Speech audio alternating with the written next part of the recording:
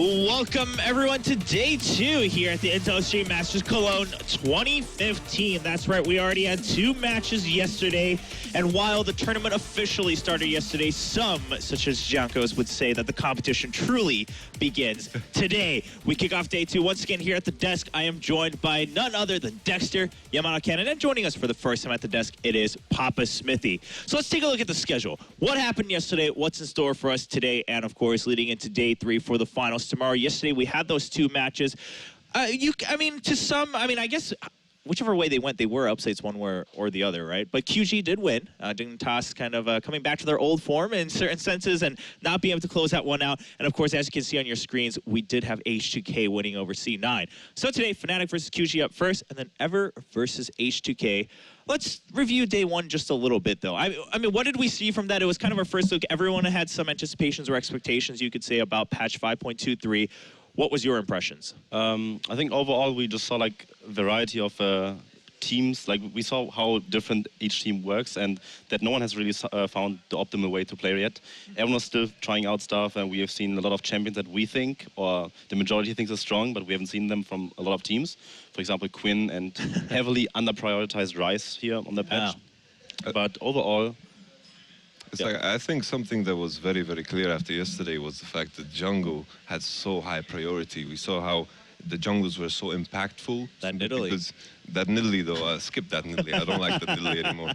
Oh my goodness. In general, like, we saw, for example, the C9 H2K match. We saw 3 jungle bans coming in towards Rush, and it worked out eventually. And with that in mind, I'm really happy we get to see these high-caliber junglers on this particular patch. Yeah, getting to watch and commentate the games yesterday, Papa Smithy, what were your thoughts? I mean, just before the event, you know, it kind of felt like League of Legends Mythbusters when you're talking to analysts like yourself, Lamano, like yourself, Marcel, just because you're trying to work out what's strong, what's going to be contested. And we had 2 series where, honestly, it changed quite a bit. You know, the first series we saw Dr. Mundo not picked or banned in game 1, then it became a more contested pick later in the day. I don't even think these teams know already what's strong in the preseason, and that's why it's exciting for us to see each team. What do they value, and what are they happy to give up? Yeah, we spent quite a bit of time yesterday, I remember, talking about, okay, well, maybe most of the teams are reverting back to some comfort picks because no one really knows for sure. You kind of want to test the waters out.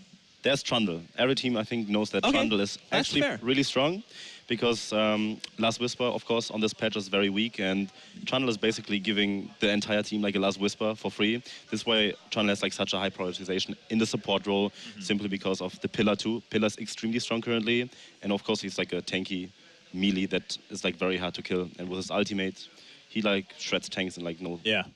Yeah, that's very true.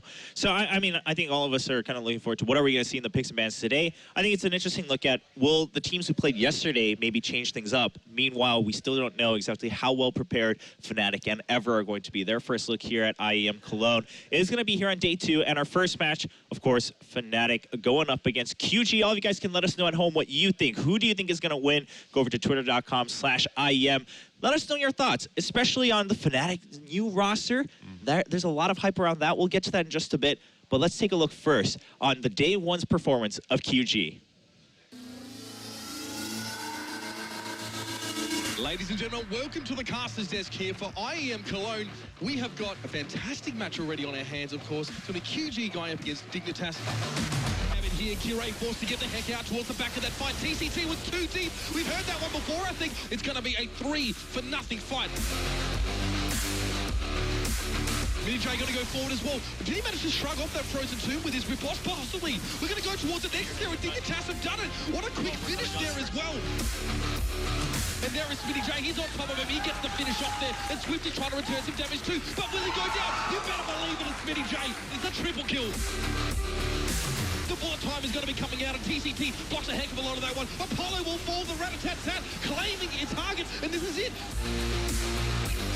He's forcing his flash out. Rat-a-tat-tat coming through. It's a one-man shockwave. That's it. It's not going to be enough for Dignitas if they keep playing it like that. Look at Doin B. Lays another death ray down there as well. V's gotten involved in the fight, and he's going to spread that damage everywhere. Chaoku are going massive. That Nexus will fall, and there's nothing that Dignitas can do. GG! They managed to hold V in place, but is it enough to kill him? I'm not sure. Justice falls down. It's a double kill for TNT. 3 players for Dignitas have fallen, and they've made a fight in their own base, and they might pay for it with the game. They're going to push on towards this Nexus. And ladies and gentlemen, we have our first semi-finalist, QG. And there you have it. Quite a good performance from QG in Game 2 and 3, of course, picking up from their mistakes in Game 1. But the question remained at the end of the day yesterday was, how much of it really was credit to QG? What do you guys think now having the night to kind of sleep over it? I mean, the thing that really struck me, what I really took away from that series is that Chaogu won 2 games, but it was the same Chaogu. They still struggled in the early game. They definitely didn't seem to have a good handle on the new patch, weren't really valuing Trundle. We mentioned champions like Mundo going through in the first pick and ban. So it felt they were just defaulting to old strategies, yet still overpowering this new Dignitas lineup. I feel like it's a classic LPL problem where they kind of struggle to adapt to the meta. They are stuck in their own thing. They keep playing Victor, they keep playing Nidalee. And with that in mind, I feel like they need to do some serious adaptation because I didn't like their pick and ban phase at all. Yeah, I think the player to watch probably today is Swift, if he can up his performance, because we said Swift is like a really good player, but I think he had like a really shaky start here at the tournament already. And I really want to see him move away from the Nidalee, because I think Nidalee is like one of the most overrated champions overall, because the thing is why Nidalee is being picked so often is because of scrim results, I think. Okay. Nidalee kills all the people in scrims. It's like going 10-0 all the time. It's like, all right, guys, we're just going to do the same thing on stage. And then on stage, people play a lot more safe. Right. Are reacting better, and we talked about this. The second Nidalee hits the mid game, and she's 0-0-0 and can't do anything. The spears hit for like 100 damage. There's like not enough. She doesn't have anything to like have a comeback mechanic or be useful because she doesn't provide CC. And magic resist is like so easy to stack right now. So. That's why I think Nidalee is not that good. And I feel like the biggest issue with Nidalee is probably the AP jungle item. I think it's horrible compared to the other ones. And usually like Nidalee versus Lee Sin, this matchup we saw yesterday in the C9 versus H2K game, it's very dynamic, but at this point in the patch, when Lee Sin reaches the point where he gets his AD jungle item, Nidalee kind of falls off very hard. And let's talk a little bit more about what Nidalee's facing, because since Worlds, since the previous patches, suddenly Nidalee's finding all these potatoes that we called them yesterday, all these tanks. Okay, Nidalee can do respectable damage to squishy champions like the Fiora and Riven that we were seeing previously. When your top laners are the likes of Malphite, even if Nidalee gets ahead like we saw Rush do yesterday, not always going to be doing any damage in the mid game. You're still going to fall off a little bit, and like you guys mentioned, that is kind of what we saw yesterday. Now, the other big question, you mentioned Swift, and how is he going to perform today? But he's got a different challenge today going up against Fnatic. Let's take a look at Fnatic and their new roster coming into IEM Cologne. The departure of 3-star players to North America has completely and utterly changed the face of World Championship semi-finalists Fnatic.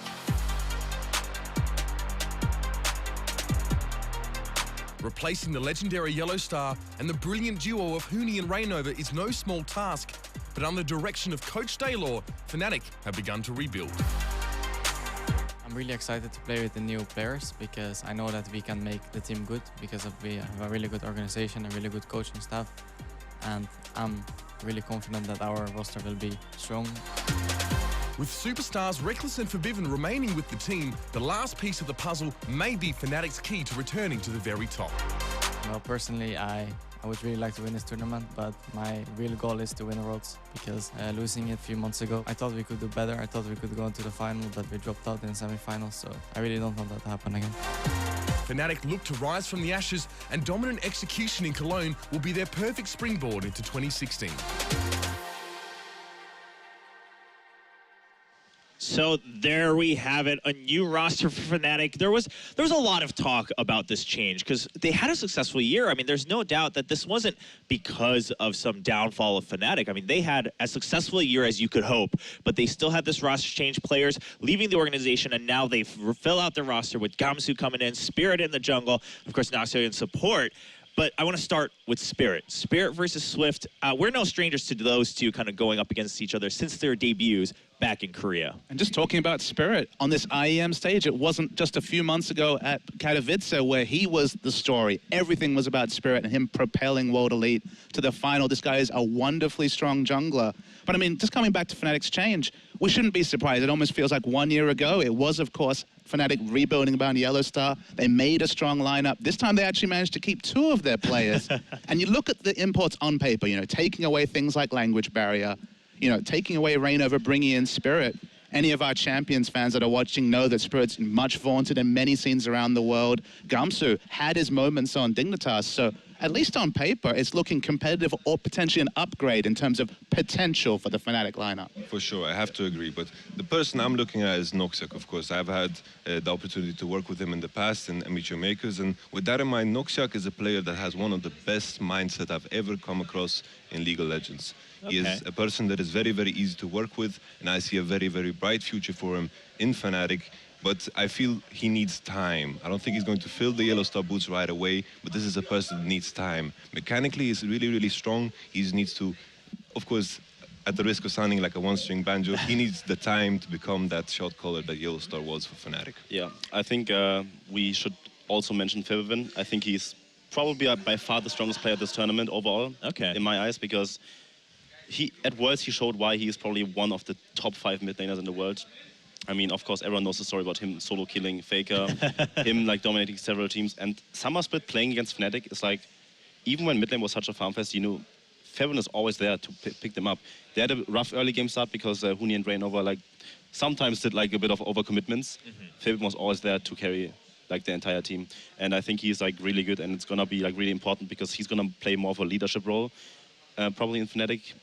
And we're gonna see how they do as a team, Yeah, it's interesting because, like you mentioned, Papa, earlier or last year rather, it was around Yellow Star, and I was like, all right, we have this long-time veteran, we're gonna build around him.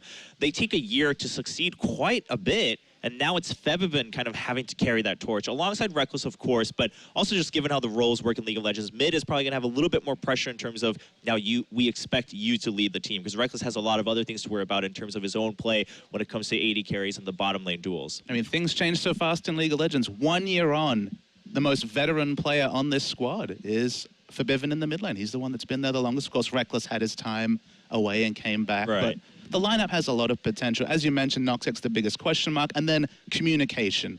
We're talking about a new support in the scene, or at least in this top level of the scene, with the spotlight on him that Noxiak has now. And he has to be able to have this support jungle synergy that we've talked so much about this weekend with Spirit, who doesn't necessarily have a big command of English. Okay, a wonderfully strong carry mindset jungler. How will that jungle support synergy come, especially under the spotlight, what, a week, 2 weeks into this lineup's existence? Yeah. So obviously we have to talk about the coaching stuff to a Fnatic. I mean, everyone is like questioning the coaching stuff. It's like, okay, can Daylor make it work? Can he make another successful roster, make another run at Worlds?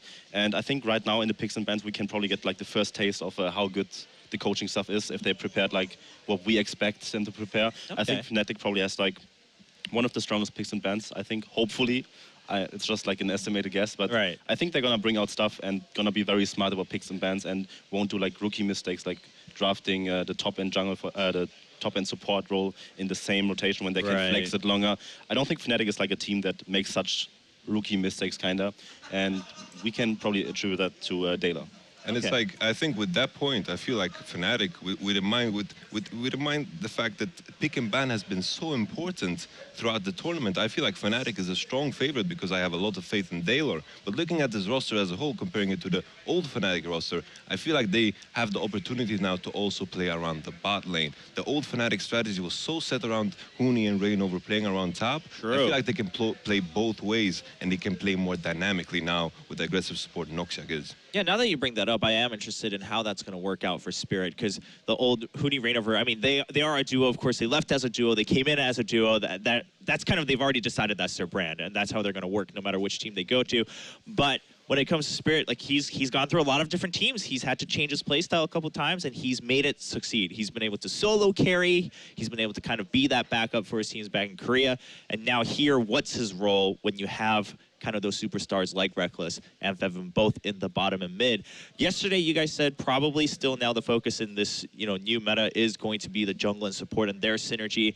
Do you think maybe we won't see that as much because Noxiak hasn't had much time to gel in with I mean, I actually had the pleasure to play a lot of duo queue with Noxiak like a week ago or something. Okay. And I could like see progress over time because like me and him, like we obviously are both German. And I think he's like a really good player, and he's, like I said, like Yamato said already, he needs time, and this like really good opportunity for him to get like some experience on an international stage, get like looking forward to the spring split, of course. But I think it's gonna be really important to see how him and Spirit work out, simply because of the language barrier.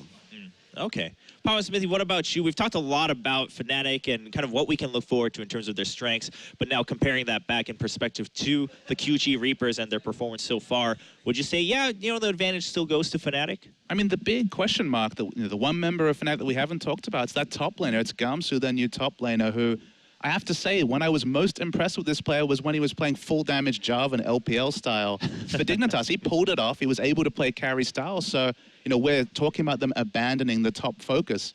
Maybe Gamsu does have the same chops as Huni to really impress us. It's such a different lineup for him, moving from this Dignitas squad, especially last year's squad, that really was struggling in the mid-table and the lower table, to Fnatic, who have played the Fnatic way. They've set up their top laner. Maybe Gamsu gets a shot at that before they eventually develop into a different style as the season goes on. Yeah, definitely. I feel like you really hit the nail in the coffin by saying, like, when you look at the previous Dignitas roster with Gamsu, I feel like whenever they had success, was because of Gamsu just going ham in a game with Hecarim or Jarvan.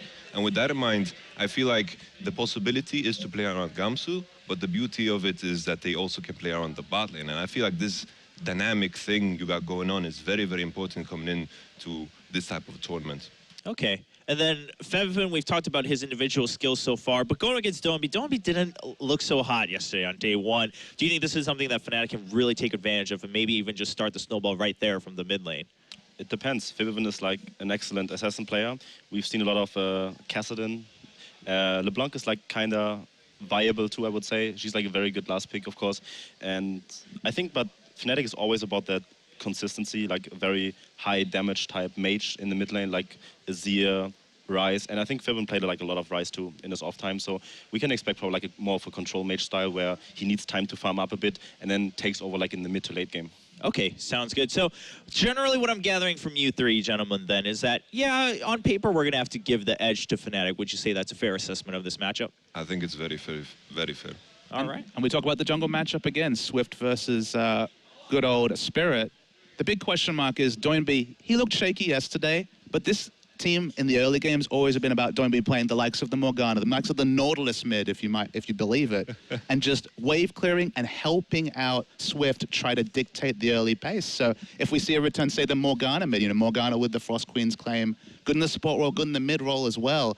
It's all about him pushing and leaving lane. It's not ideal in the 1v1 sense, but that's where QG's in the most success, so can they make it work here? All right. Of course, we asked you fans at home what you thought. If we take a look here, is it going to be Fnatic or QG? I would assume that most people at home, and especially given that we are playing in Cologne, and right now it is more prime time for Europe, you're probably going over for Fnatic. But yeah, the 89%, that's probably the biggest vote. Yeah, we're going to see. But, all the regional favoritism, everything aside, I think this is probably a fair assessment, given that we've also seen kind of the glaring weaknesses of QG yesterday, and that they're old weaknesses. It's not something new that Fnatic has to sit down and be like, all right, how do we change this? It's probably, if you were working for Fnatic at all, that's what you're expecting coming into this matchup. And you're like, okay, nothing's changed with QG. We can play the way we planned to for the last week, and it's going to be fine. Any final thoughts on the matchups? Anything else you think we should bring? I think we covered kind of all the different lanes and all the matchups. I think definitely the question mark for QG is once again pick and ban, and of course Swift. If they solve these two issues in one day, then I think they might stand a chance. Yeah, I mean, that'd be a great improvement. That's probably the fastest improvement we'll see in a long time in League of Legends for a team to fix kind of those issues. Of course, we mentioned it earlier, that Nidalee jungle. Is it going to be a contended pick at all? Because that was, I mean, both of you guys were a little bit miffed by that yesterday. The fact that it was coming up so often in both games, too. I'm going to cut you both off. The answer is yes. Come on. It's Swift and it's Spirit. Spirit has been spamming that champion in solo queue, trying to level up in EU West. I mean, Swift played it 3 out of 3 times. We will see Nidalee jungle today. You think so? Yes. I'm so sad. I hope not. I hope not. I hope I not. mean, isn't there a chance that Spirit is also just so much more confident that he's like, let's just ban it. Let's see what else Swift's got. I mean, that's could happen. It's going to be involved in picks and bans. Actually, yeah, it'd be a little weird if we saw the Nidalee ban, actually. It's like a trend that I've seen with Nidalee. It's like usually the players that are really good at Nidalee are usually really, really good at Kindred. So I feel like if Kindred's going to get through, I feel like Spirit's going to bust it out. That is the prediction I'm making. Well, it'd be a little crazy to see Kindred get through, though. I think that'd be a little crazier than seeing the Nidalee so much yesterday, just about getting ready for picks and bans. What about, as we get ready for this, and since we might just can roll right through it, Dr. Mundo, do you think we're going to see that prioritized a little bit more today? Yesterday, sure, once it came up, it started being banned a little bit, but it still seemed like hindsight for most of the teams. Honestly, I don't know. I think it can get banned probably from either side here, but I can also see it being played and then maybe in the next game being banned away if it's really strong. Okay, a little bit more of a test the waters pick rather than being just outright banned. Of course, the jungle still being the high priority. I think that was the biggest conclusion we could make yesterday. Gamsu there just, it looked like he was trying to comfort Spirit, but it really more looked like he was trying to comfort himself. Spirit was like, I'm fine. And he's just like, yeah, yeah, we're gonna be okay. Gamsu's like, we're gonna be just fine. Getting ready for their matchup on stage, QG versus Fnatic. And the big matchup, like we said, Swift versus Spirit.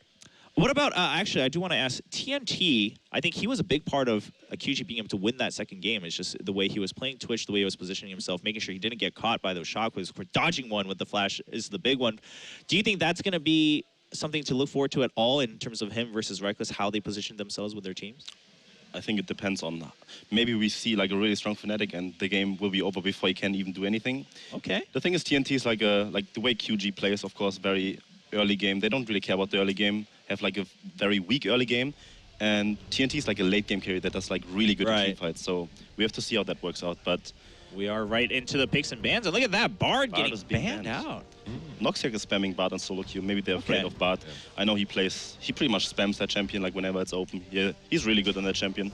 We saw Doinby playing a phenomenal Kassadin yesterday. And with that in mind, the Kassadin ban usually signals the fact that you want to blind ping something like the Azir or something like the Anivia on blue side, because in most cases you will have to blind pick the mid lane eventually.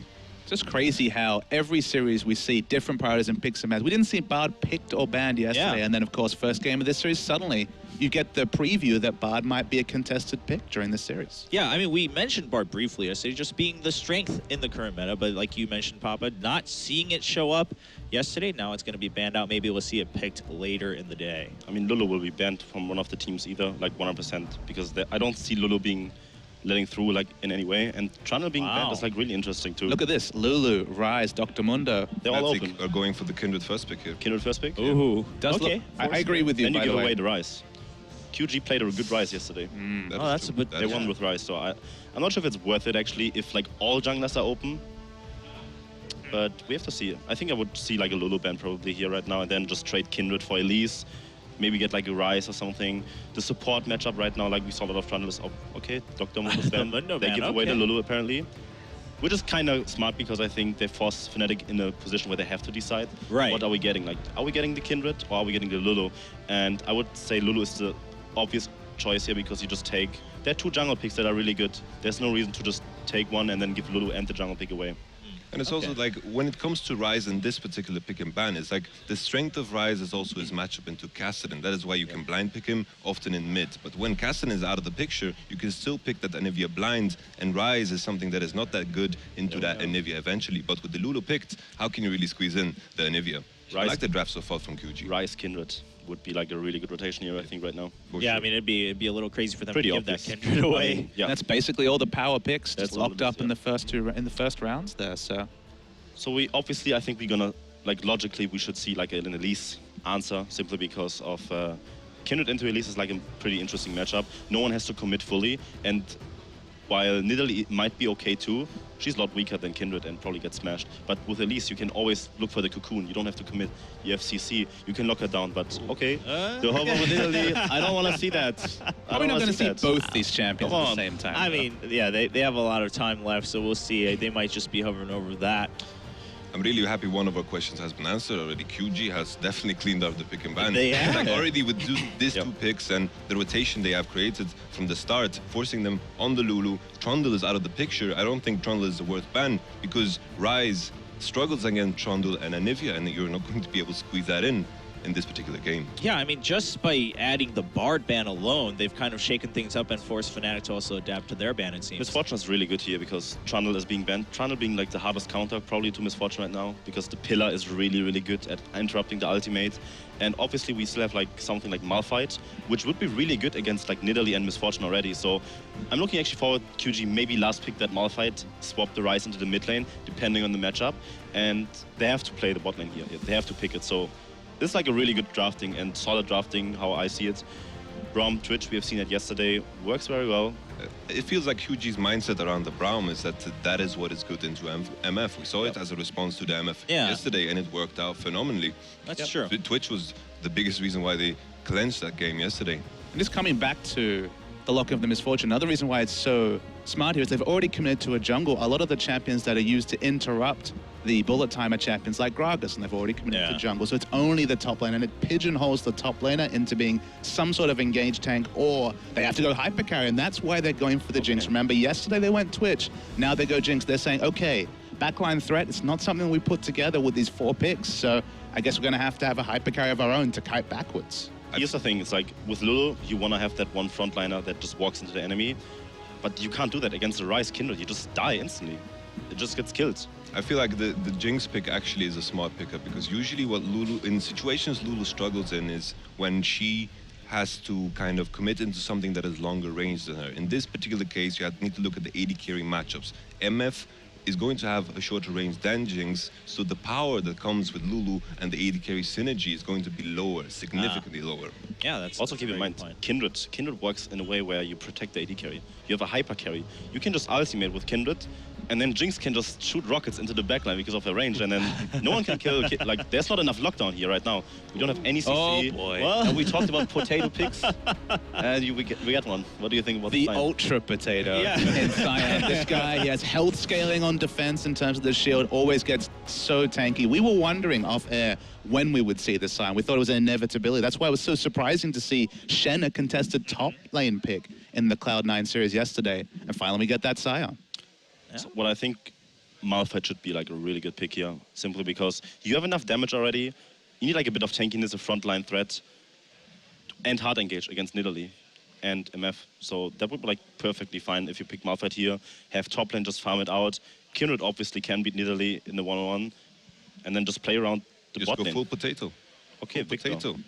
I do not like this. I don't like Victor here at all. I feel like simply because the Fnatic side, they're going to have that Nidalee support, it kind of forces QG in a situation where they're going to be the ones that have to engage. But the one thing they have going on for them is the fact that Sion is going to be forced to stack a lot of magic resistance in this game. And that is going to make Jinx obviously flourish. And with that in mind, I feel like the win condition of the QG roster is eventually going to be the Ryze split push. So yeah, we see double TP here from QG, whereas Fibben's opting for the Ignite, probably because of a matchup thing. I think Fibben has like enough confidence probably to just say, hey, I'm just gonna pressure you with the Ignite in the mid lane and then try to win the game that way. But okay. Well, I mean, you can't expect QG to clean up everything and come out 100% perfect on their picks and bans. So the Victor coming out maybe a little bit of a disappointment, but I can see the reasoning why you pick Victor here, but it would just make more sense to just pick a strong engage Malphite thing. Right. You have enough zone control already. Like, who's gonna like walk into you? You don't need more zone control. You have the Kindred, you have the Braum, you have the Ryze that can lock down people. Yeah. I feel like what they're fearing truly is the efficiency of some items. Like, we had the similar scenario when Twitch was the only kind of physical damage carry. Kindred, the same thing, kind of adds to that now. They have 2 physical damage carries. Science is going to be forced to stack the magic resistance against the Ryze, and I think Sion is going to be eventually melted in these fights. Okay, all right. Well, ladies and gentlemen, we will find out in game. Has QG improved enough to take down Fnatic's new roster today? And also, what does Fnatic have to show us in their debut with the new squad? We'll find out in game 1 between these two teams.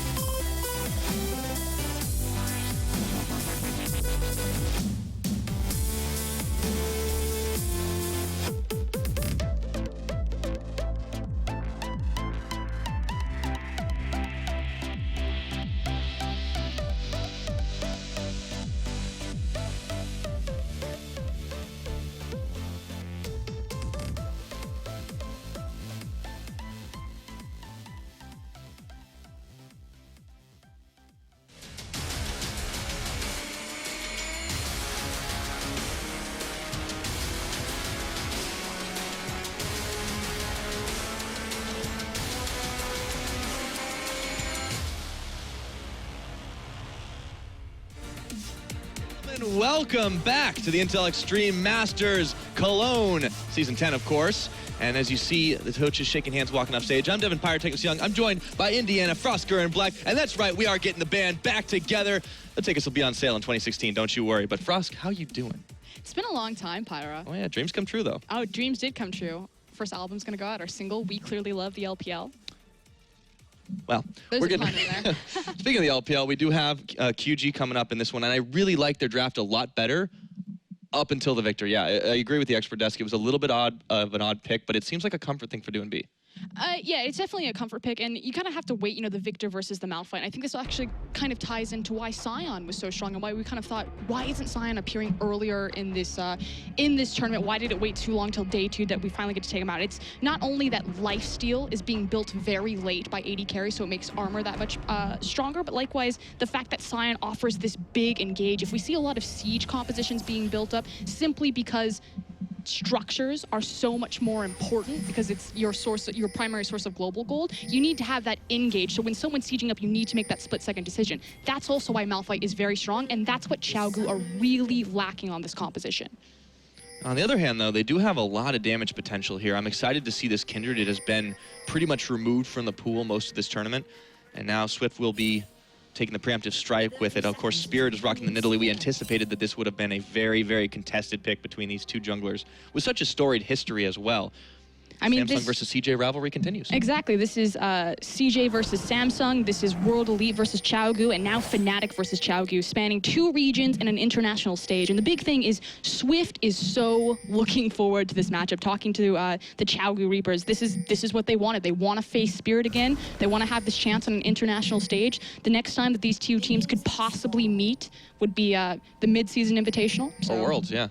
I mean, it's a long ways away from all that stuff, but for now, I mean, it means so much here too, because Fnatic, this is 3/5 of an untested team. However, Spirit is a very, very powerful jungler. We saw Gamsu doing good work on Dignitas in a carry-like position too, and Noxiac, this is kind of his chance to prove himself since he was facing off, against teams.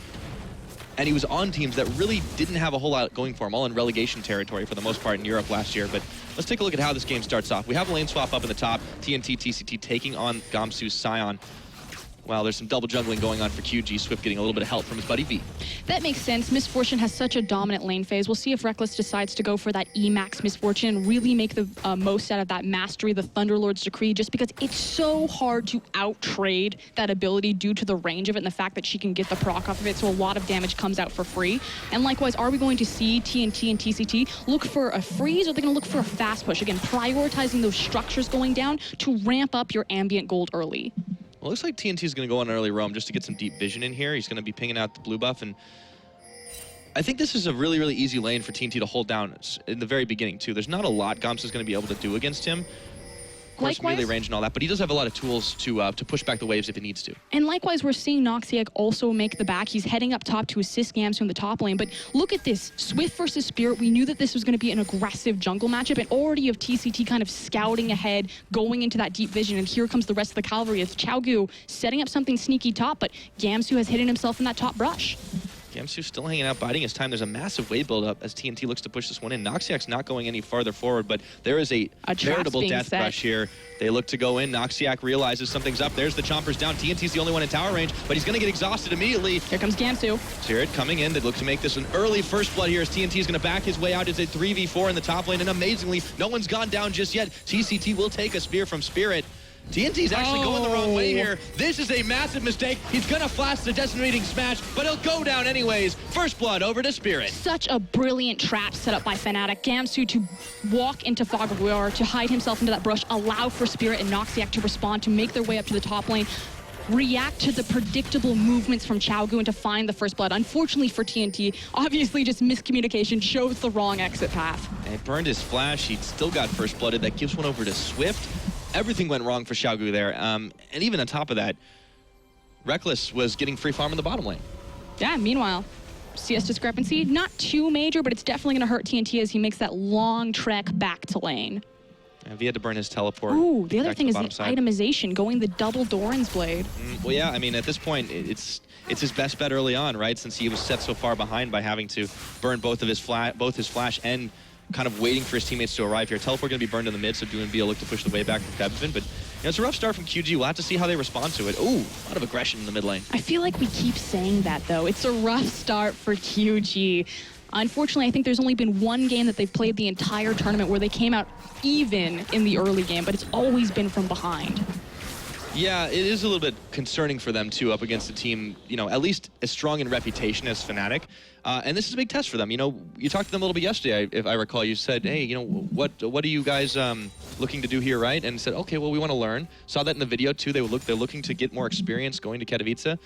If they can, you know, grab a win out here. But it's a tough opponent in Fnatic. It looked hard for them versus Dignitas, but they did manage to pull out that 2-1. And really such an incredible opportunity for ChiaoGu as a team to face a team like Fnatic, the caliber of talent on this roster, not just with the rebuilding of their dynasty. You know, you have Febvin. I agree wholeheartedly with Dexter. I think Febvin is the best player in this tournament if you look at the most recent performance coming over. And the question is really going to be, can Spirit match Febvin's strength? Will we see Spring Spirit or will we see Summer Spirit?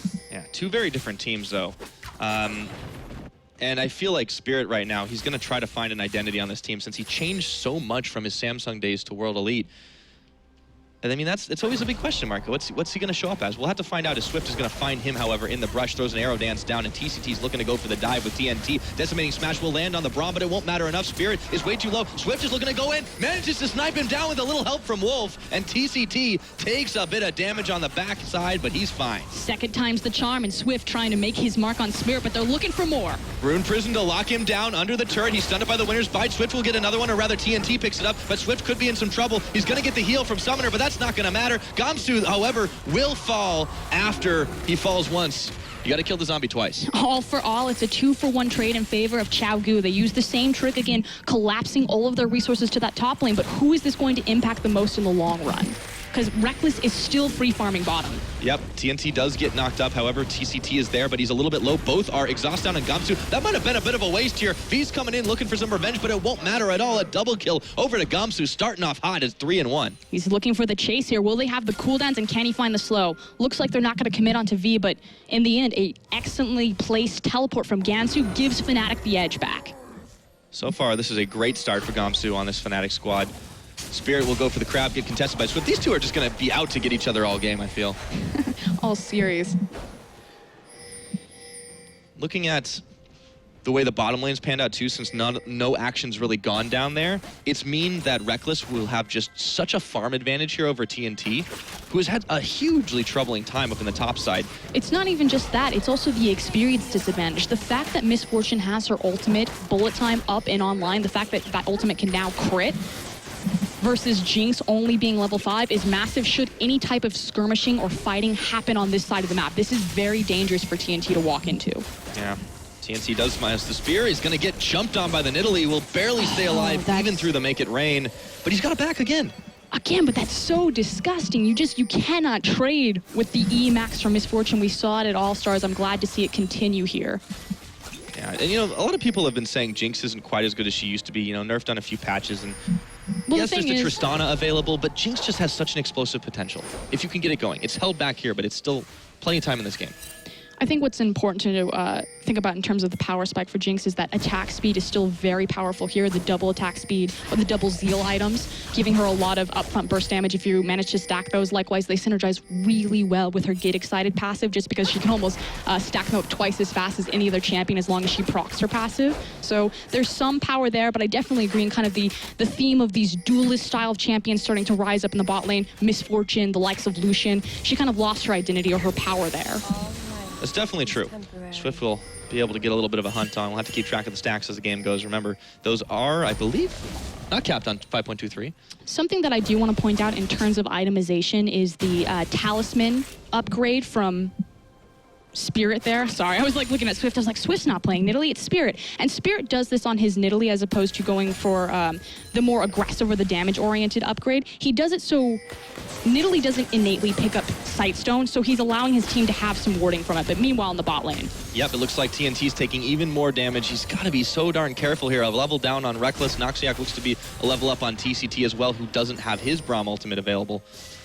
And a lot of action across the map, but all independently. Febvin might be trapped, though. There goes the Chaos Storm, but it completely misses Febvin. DoinB is just trying to use it to push in the wave, however. Febiven's really not going to lose a lot here. He's going to be able to whimsy himself back into position. Again, he is about 10 CS down, but he does have the wave pushed into him, so not going to be too much of a deficit. The big one is still that bot lane. 85 CS for Reckless in turn for 62 for TNT. That is a massive gold disparity, and it's really starting to show in the itemization. Again, that double Doran's coming out versus the Essence Reaver almost online for Reckless. Yeah, it's going to take a little while before TNT can compete and fight with the big boys. But for the time being, despite the lead and the heavy pressure that Fnatic are able to exert in lanes on QG, they haven't turned it into anything really, really bigger than that. No towers to take on this game. They haven't gone for any other objectives on the map. Of course, we've already talked this tournament at length about how Dragon is way less important than it used to be. Only 10 minutes into this game. Rift Herald's not being looked at either. So QG have some time to bounce back and some time to catch up on the farm. Yeah, and likewise, you kind of see Spirit stalking around. Swift has made the response that, you know, I'm going to go into a lane, I'm going to mark the jungler so that way I know I'm going to be invading Spirit, but even if I do gank a lane, and if he shows up for the 2v2, I can still possibly look for stacks, but Spirit now in the mid lane. Yep. DoomB will be able to dodge out the Spirit, gets the stun onto Spirit, the gravity field. So unsuccessful gank is unsuccessful. Nonetheless, still lead to Fnatic, and in comes Swift. With the help of V, they're going to be looking to push this top side in, but it should be cleared away pretty easily by Gamsu. Yep, resets that ward. Gamsu again just picking up free farm there. Really desperately needs it as we have the discrepancy between Ryze and Sion, but he does compensate for it by having those 3 kills in his back pocket. Now, and looking at DoomB too, since he played this Victor a little bit yesterday, he did it okay. He was able to pick up a decent score. I believe it was about 6-4 and 14. A lot of it was more supportive, though. If you take a look at that, you can pretty much figure that one out. He has a CS lead, of course, on Febiven, but, you know, Lulu's not necessarily going to want to step up and try to farm up into the face of the Death Laser.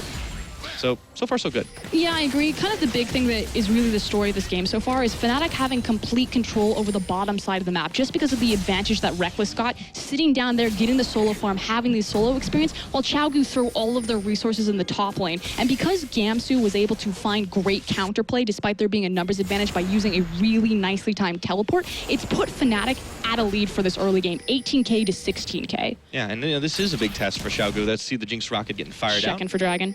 Not able to hit anything, but they did manage to get the intel on the fact that Dragon wasn't being going on. So, yeah, going back to it, QG, you know, they said they wanted to have a big test here, that they wanted to be able to take on, or rather learn and how to be able to take on better and stronger teams. I mean, if you're looking at a Western team, there's pretty much no one better than Fnatic, even when the roster's been massively changed. This is still a very, very strong team, and they're proving it here right now. 2,000 gold in the lead. They nailed the first Dragon in 12 minutes.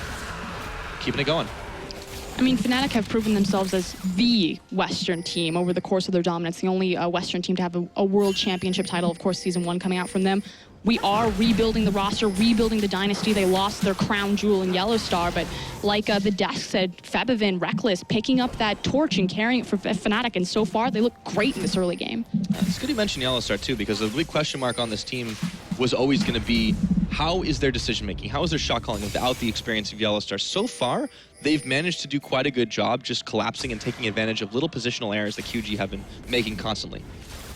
And likewise, the other big thing that I want to talk on is the shot calling. You know, who was going to pick up the shot calling for Yellowstar? And Febiven said in an interview that it's really him and Reckless that are stepping up to the plate as the kind of the veteran players left over on this roster to try to fill those shoes.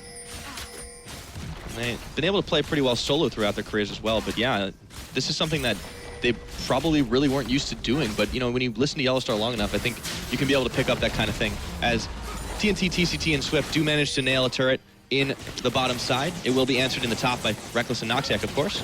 We trade them up. Still means that Fnatic retain their lead. Still a pretty healthy gold deficit, but we'll see if the siege continues up here. Those Nidalee Spears not hurting as much as maybe Spirit would like, and DoomB also making a rotation down here, followed quickly by Febiven. And Spirit as well. Spirit's going to find DoomB. He throws on the Chaos Storm. A lot of damage being dealt on him, but the Lulu shield comes out. Red buff's also fine, and DoomB will be able to take the kill by flashing forward. They're going to grab a red buff to add insult to injury. And a nice play. Is exactly what the desk was talking about in terms of Nidalee. You know, if you get that snowball going for her, she looks incredible. But if you come into this mid game, which is now pretty much at 13 minutes due to the extra ambient gold on this meta, you don't really matter much. Yeah, DoomB, he's getting chased down. Actually, Febiven's going to flash it, get the knock-up. Reckless is looking for the kill. See if he can answer back. He will be able to secure it. Needed a heal to do it, though. 2-for-1. They managed to pick up the quick kill, but they also have pressure onto this mid lane, forcing V to rotate down. We'll see if Xiaogu look for a flank here, or if everyone's going to back off. And the action just starts. They flip a switch. I missed the LPL for Oscar, and flash for flash as TNT gets away from Noxiac, joined by Swift and TCT up the middle of the river. It's okay, you got the superior region, EULCS. Apparently. Worlds is anything to go on. If this game's anything to go on, is Reckless continuing to chase and poke down some TCT. Though. Yeah, QGs, though, are definitely making moves of their own. I mean, yes, the gold lead has stayed the same, but as the time has gone on a little bit, that means the percentage is obviously going to matter less and less. TNT will send the rocket flying down mid just to try and dissuade this 4-man push, but it's not going to do that much. There's way too many minions here. There are way too many Fnatic members. They will be able to take down the last remaining outer turret. And that's the really big thing about that Doinby pick. Again, the big thing about this meta is how the death timers have really changed. They've gotten a lot longer, so picks like that are so much more significant in transitioning them into objectives. So Fnatic able to find that pick, able to poke out the rest of Xiaogu, make sure that they can't get proper positioning on their mid lane, transition that into another free tower, and extending their gold lead. Gives them a little bit more of an advantage as this game pushes on. We've hit 15 minutes on the mark, but it's already been a heavy action game. Only 5-3 in kills, but I have a feeling that is about to change sometime soon. Swift will be getting his hunt on the Scuttle Crabs. He really has been feeling the seafood today. Is that what it is? Well, it's fresh water. It counts. Go ahead and pick a buff too. Are now rotating their resources up to the top side of the map, contesting mid lane, a little bit too dangerous, but they have plenty of damage done on this top lane tower, so just trying to pick up any free gold that they can around the map.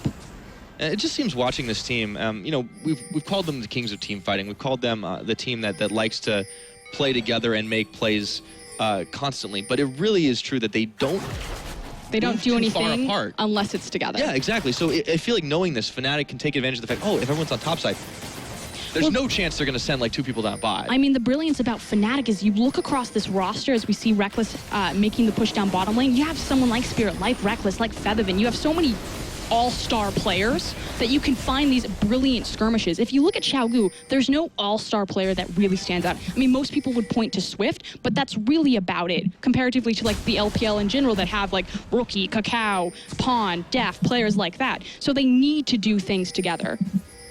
It's definitely true, but you know they're not immune to getting a few picks here and there. That was a really brilliant flash play by DoinB, but you know that was kind of set up by the fact that Spirit just jumped on him immediately. Speaking of DoinB, he's in a bit of trouble. The bullet time's coming in, but Noxiac is actually stunned up under tower, throws the unbreakable, and now their chase is on. Can they wear through him? Glacial Fissure, Noxiac, he's even got the Lulu ult, but they will eventually shred him down, and TNT picks up some much-needed gold. I mean, they managed to find the pick, but look at how many ultimates were just burned on the Bond of Stone Alistar. That is crazy damage reduction in synergy with his ult. Sometimes if your meat's a little tough, you got to use a pretty big carving knife. A minute till the next dragon comes up. QG are going to back away from this tower for now. Nonetheless, they're not doing too bad, and they're able to push the waves back as Fnatic didn't have too much attention to the bottom side. It's only Gamsu pushing on the top. This is the other thing that I really like about Sion in this meta is that he offers this thing that he turns into this massive potato that AD carries are having a problem cutting through just because A, Trundle was banned so you don't get that free Last Whisper from Trundle to allow him to cut through him, but B, the fact that the Last Whisper item in the current game is so much weaker than it used to be. So he gets to be big, meaty, hard to kill, but he also gets to push. He's an excellent split pusher. He's got great mobility. He has excellent engage potential. He's pretty much like the all-in-one potato. Yeah, and he's fast too once he starts getting going. It'll be a little bit difficult for QG to really take him on directly, especially now that he's atomizing for both AP and AD. And this was something that was a mistake a little bit by QG yesterday. They built a mostly AP comp that did allow TNT's Twitch to get back into the game as Fnatic takes down the next dragon, or looks to take down the next dragon. No real response from QG here, so Fnatic are actually still kind of focusing on this particular objective, but they're not getting punished for it at all. I mean, we know that Dragon isn't as important as it once was just because the games are ending earlier, so there should never really be an option where you're looking for a 5th Dragon win condition. But that said, if it's free, take it. Yeah, why not? Go ahead and grab it. It really only meant that there was a few mini waves pushed in the mid lane, but that was pretty much instantly defended by Feathervin here. QG bunching up once again, 4 members deep, looking for a potential pick, but Fnatic are already gone. They have V up there on wave clear duty for the time being, but he does have teleport available if he needs it. Eating up the extra farm on the map right there and resetting themselves. Xiaogu trying to collect their resources into this mid lane, but they certainly will have to fight Fnatic over it, and Fnatic have so many wave clear tools at their potential. Yeah, It looked like for a moment QG were going to go ahead and ping on to the Rift Herald, but they back away pretty quickly. Fnatic was looking for it as well, and I don't think QG really want to fight right now. They have closed the gold gap significantly. It's down to about only 1,000 difference. However, Baron is pretty close to spawning. The game will change soon. Fnatic's actually going to look for that last second Rift Herald themselves. QG are pinging for it, but this may be too late for them to respond. TNT's out of range. It's now a matter of who are Fnatic going to put this on. It should be Reckless, but instead it looks like it's going to Spirit. Oh, excuse me, Spirit. As Swift gets really low in this one, throws the Lamster's Bite down. TCT is trapped as well. He's going to go down to Noxiac. Reckless, the backline. V was all the way in there, and Doomby looked to finish him off. Just barely does it, but he goes down as well. V, however, will get sacrificed, and this is terrible timing. The Baron just comes up. They're thinking about it, but I think they're a little too low to do it. They don't have their AD carry, their primary burn on that objective either, and Xiaogu were just not positioned for that team fight. You saw V flashing forward, pretty much sacrificing his posture in that team fight to try to have a backline threat on Reckless, and now the rest of Fnatic are marching down the mid lane. A 3-for-1 trade. They'll grab another turret on top of it. It's only TNT, TCT in here to defend as Swift just comes back up. Nothing doing. 20 minutes into the game, Fnatic have got 4 towers on the board to the 2 of QG. Lose one, take a inner tower in that mid lane. That offers them so much more control over the map. We'll see where Fnatic decide to go from here, if they're going to try to pressure that top lane and look at the Rift Herald. But let's look at the replay. The big thing that I want to focus on is look at where V's posturing. Ryze isn't even in this fight, so this is already a disadvantage for Xiaogu. He's going to come over the back, and he's going to flash on top of Reckless. I mean, at this point, the rest of the team's just going to circle back and destroy him. Doinby also flashing forward. So much is sacrificed to take this 1 kill off the board. But Fnatic do a brilliant job collapsing and just eating everything up. Yeah, that was just a really, really unfortunate set of maneuvers, I think, for QG. You know, you can't start a fight with 4. Yes, they got Reckless, but you're right. They invested a huge, huge ton of effort here. But back to the game at hand. With the Rift Herald buff, they were able to push a little bit further in and grab themselves an inner turret. QG now, back to the back foot that they were. They're down about 3,500 gold, but they're definitely still in this game. I feel like they got to stop taking those kind of engages, though. I feel like they need to learn some new tricks and stop falling behind early. Fnatic played a phenomenal early game, but Xiaogu, this cannot be their MO going into the 5.23, 5.24 meta. Yeah. Well, and we did see from the some of the pick ban yesterday, they didn't seem to have an incredibly firm grasp on the new patch metas, and admittedly they haven't played a ton. This is a tournament that they didn't expect to go to until EDG had pulled out. However, they have improved significantly from day one.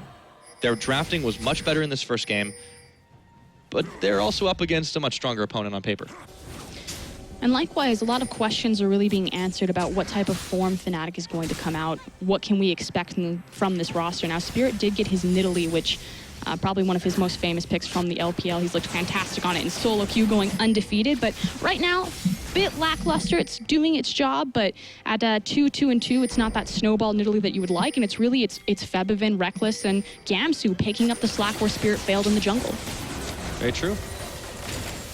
Reckless continues his CS domination of TNT, but he'll have a little bit of a chance to trade back as they leave the tower alone for now. 4 members of Fnatic stacked up in this jungle, and they have got that lit up like a Christmas tree. QG are not going to be able to move in there at all. And this is the question that I had. Since Dragon really isn't worth anything, it will be spawning in 130. Fnatic have picked up their vision. They've moved it to the top side of the map, and they're going to be pressuring and sieging around this tower. You have great siege potential with Nidalee just because she offers the steroid on her Primal Surge, helps shore up a little bit of the siege that Misfortune lacks in terms of champions against Tristana, champions like Jinx. But more importantly, if Fnatic get a pick in this area, it's very easy to rotate that into a free Baron.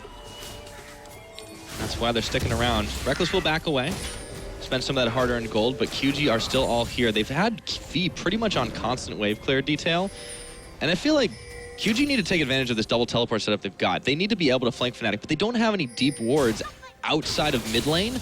And, that's just to try and go for a long flank. Yeah, they put one down at red buff now, but Fnatic just seem way too smart to fall for something like that. The QG Reapers at this point are just waiting for V to stack up, to come online with this Ryze. Ah, to become Ryze. To become Ryze.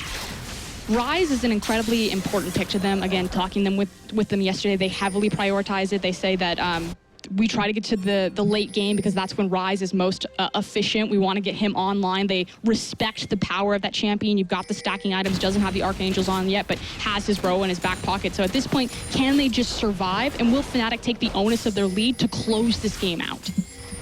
Well, that is the question. And, that's kind of how the game has shifted these days, too. It used to be a little bit more, can the team that's behind get back ahead before they get inevitably overwhelmed and just run over like a tidal wave? But now it's more like the game will start to turn back against you if you can't take advantage of your lead. It gives more of an opportunity for QG here to come back into this one. Nonetheless, they're still down about 5,000 gold. They've lost out on those 2 dragons. Only the first one is really all that important. Even then, a bit debatable. But they can't afford to give up a big objective like Baron. They can't afford to give up a big fight that'll lead to a big objective like that.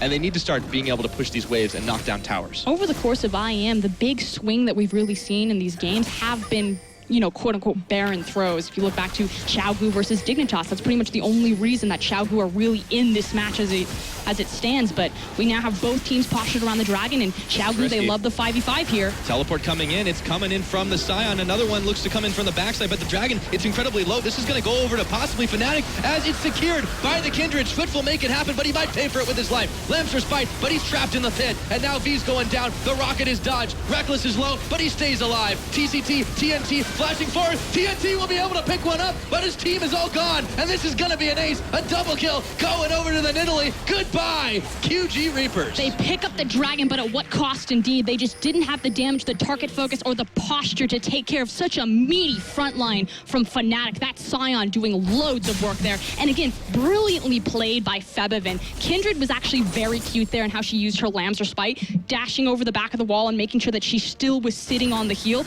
I just want you to watch Febiven here. It was beautifully played in the pit. But like you said, Swift goes, he grabs the Dragon there. That's actually a pretty big bonus. He throws at the Lamber Spite. He's going to jump over the back, put himself back into safety, and he catches the heal. He then goes back over, and Febiven holds the polymorph and immediately delays so much of Swift's damage to pick up the kill. If TNT hadn't flashed over, I mean, obviously Febiven would have been fine there, but it's just too little too late. Fnatic, there's no answer for this Scion. No, they just can't wear through it. Couldn't even wear through Noxiac either, and this was a guy that was pretty much grabbing attention of the 2 carries on the side of QG. So with that said and done, it's a 9,000 gold differential here. Another tower was taken, an open inhibitor in the bottom side. That'll open up a little bit more potential pressure for Baron, as Fnatic, if they can push waves that way, they should be able to then take it down and give themselves an opening to end this game. Thing that I do want to quickly touch on is kind of the importance and the power of the early Dragon. Everyone knows that it gives you that percentile scaling on your AP and your AD now, but it does mean a lot more in terms of the clock time, just because this meta is ramping so much faster. It used to be last meta that 35 minutes you expect to have your core itemization, your 3 items up and online, but the mid game is so much earlier because you're finding these 2-hour initial power spikes. And as I say that, Doinby drops the Chaos Storm. I mean, I think just R is like bound to his right click or something at this point. He's sending it out whenever he gets a chance. And that is something that QG is not afraid to do, to blow these big ultimates, to just be able to push people back. And maybe it catches you by surprise. Problem is, then you can't fight.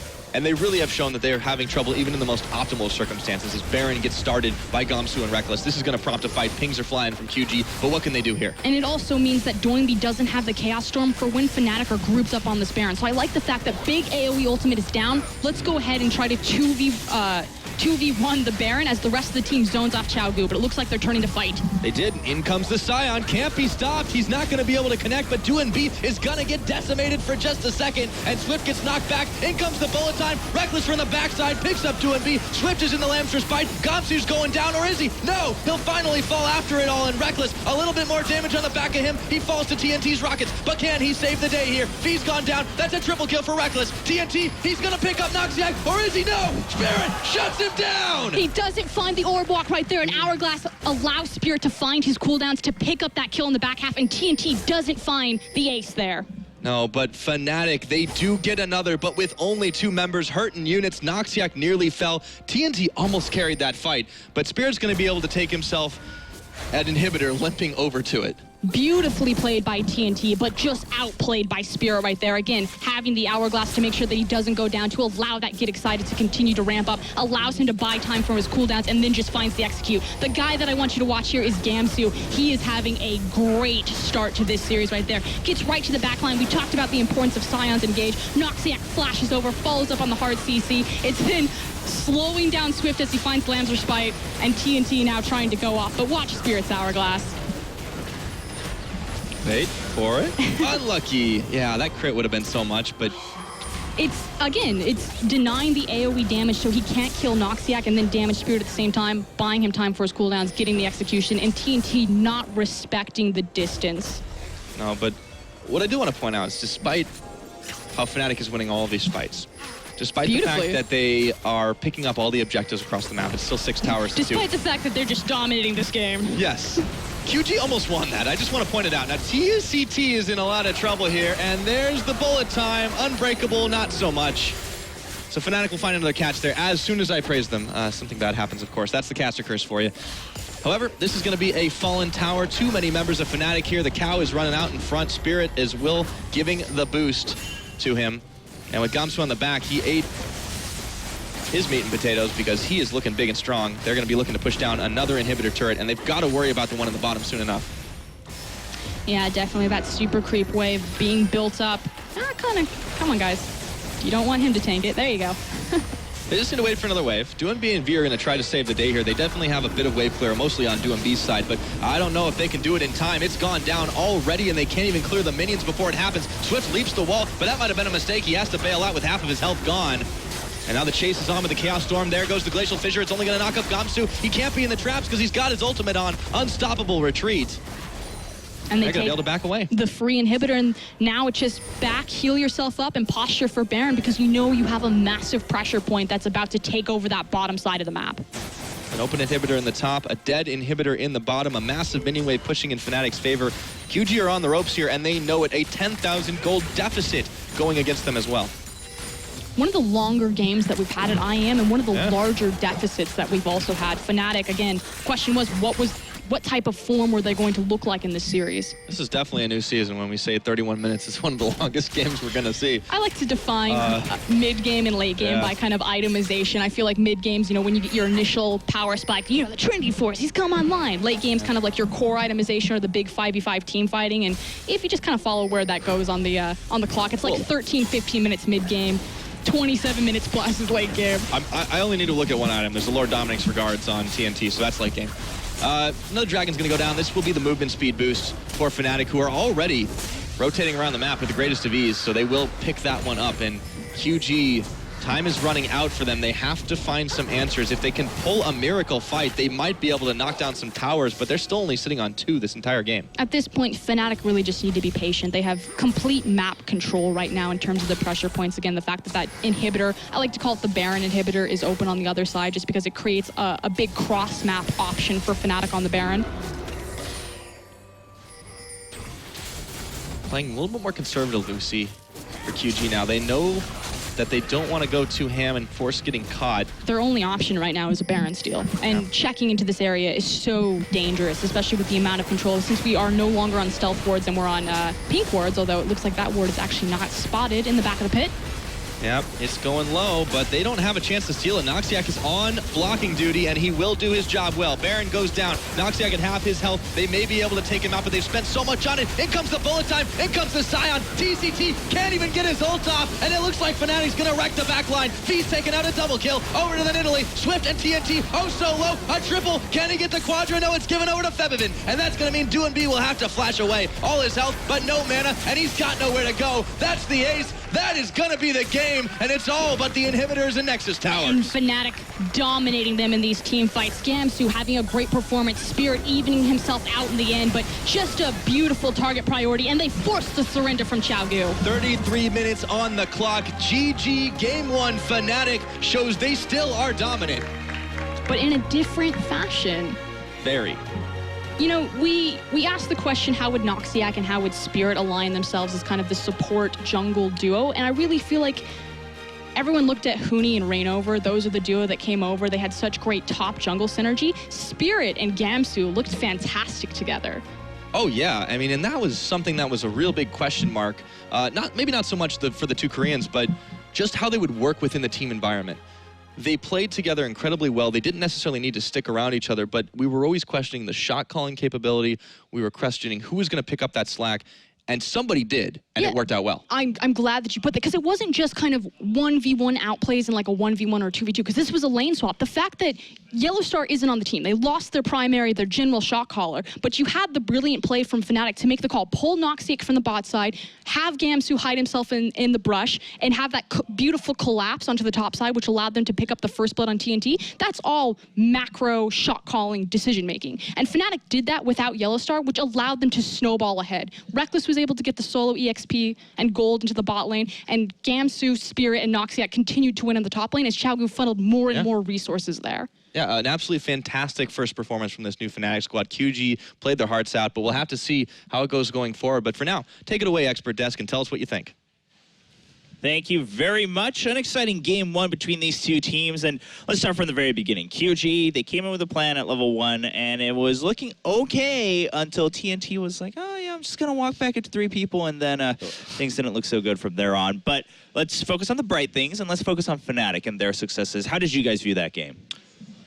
Well, I think right off the bat, Fnatic's macro game was on point. The lane swap ended up beautifully, as you mentioned, and the rotations around the map and understanding what the composition was supposed to do. Because on QG's side, I feel like they heavily, not heavily, but they outdrafted them in a way. We saw the Nidalee coming in and she got fed and then she goes ballistic, but QG didn't really play to their strengths. I feel like that is what they're initially supposed to be famous for, like understanding their win condition, but they didn't show that at all in this game. I mean, Xiaogu's early game has always been one of the sticking points again. I mean, it was on display, as Chobra mentioned, with the just randomly passing over the kill credit, passing over experience. And Gamsu, the man that we only talked about briefly, brought out the Sion, brought out the potato we were looking for. And the amount of space control, you don't really think about Sion in terms of space control, but whether he's channeling the decimating smash or just controlling space, double AD, nothing they could do against that front line. For sure. Yeah, Dexter, what about you?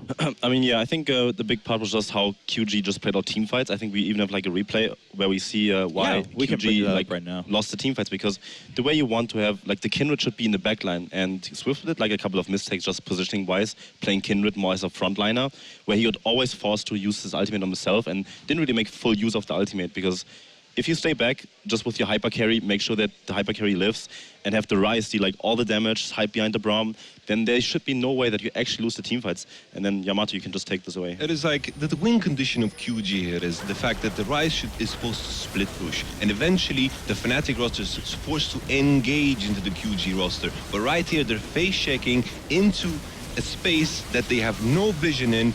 Even the Rift Herald is already dead. They were just supposed to push mid and wait for the Fnatic roster to go into them, because the QG roster wants to kite. That is all they want to do. Keep backing off, because the engage is not that strong, with the exception of course, Sion. But just talking about what you're saying, you're talking about the Ryze fight, that was coming in, but Swift, this is a guy who is known for kind of sketchy decision-making in the early game. Sometimes he goes hero mode and can carry games, but you saw he started off that fight by going in with his Q with no vision. There was a pink ward in that brush from Fnatic, trying to get some damage onto Misfortune, then had to instantly ultimate, eventually flash out. Yeah. The Ryze was primed for the flank. He actually found the Misfortune later in the fight, but that was Swift just, again, too much bravado, trying to single out an assassination kill without even the vision to support it.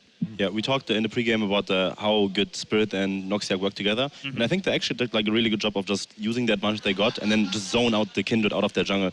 We saw like when mid lane tower was still up, that they just invaded together in the blue side jungle, forced Kindred out, got like a bit vision down. We've seen the Poacher's Knife on Nidalee for the first time. That I think that ward item is going to be like in a couple of months, once the patch is figured out, it's going to be like a core item on every single jungler, simply because of how vision works right now. And yeah, they did like a really good job actually of controlling like the vision, make sure that they set up like the rotations for Fnatic. And then Fnatic just played a really clean game, whereas QG kind of missed like their win condition of fighting properly, I think. Right on. Well, overall, a great first impression from this squad of Fnatic, but it's not over just yet. They are up 1-0, but we'll have to wait to find out if they can close it out in this best of 3 after this break.